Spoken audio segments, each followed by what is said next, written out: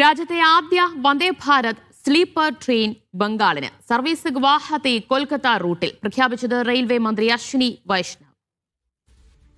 Saju Thomas വിവരങ്ങൾ നൽകും. സജു, വിശദാംശങ്ങൾ.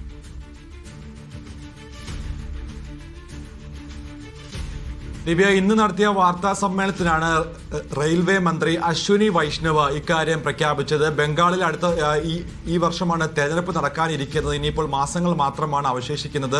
അതിനു മുന്നോടിയായിട്ടാണ് ഒരു പുതിയ സമ്മാനം, കേന്ദ്രത്തിന് സമ്മാനം എന്ന രീതിയിൽ ബംഗാളിലേക്കുള്ള ആദ്യ വന്ദേ ഭാരത് സ്ലീപ്പർ ട്രെയിനുകൾ ഈ മാസം അവസാനത്തോടുകൂടി പ്രധാനമന്ത്രി നരേന്ദ്രമോദി ഫ്ളാഗ് ഓഫ് ചെയ്യുമെന്ന പ്രഖ്യാപനം റെയിൽവേ മന്ത്രി അശ്വിനി വൈഷ്ണവ് പ്രഖ്യാപിച്ചിരിക്കുന്നത്. 16 കോച്ചുകളാണ് ഈ ട്രെയിനിൽ ഉണ്ടാവുക.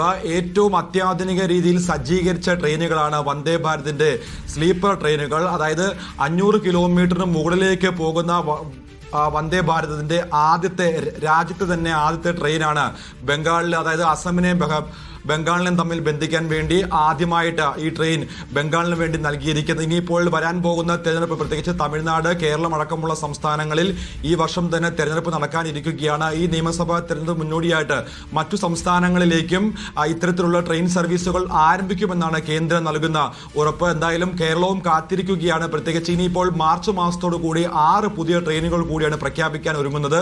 അതെന്തായാലും കേരളത്തിനും തമിഴ്നാടിനും ലഭിക്കുമെന്നുള്ള പ്രതീക്ഷയാണ് ഇപ്പോൾ എല്ലാവരും പങ്കുവെക്കുന്നത്. എന്തായാലും അസമിൽ നിന്ന് ബംഗാളിലേക്കുള്ള ആദ്യ ട്രെയിനാണ് ഇന്നിപ്പോൾ റെയിൽവേ മന്ത്രി അശ്വിനി വൈഷ്ണവ് ഇന്ന് വാർത്താ സമ്മേളനത്തിൽ പ്രഖ്യാപിച്ചിരിക്കുന്നത്. സജു തോമസ് ആണ് വിശദാംശങ്ങൾ നൽകിയത്.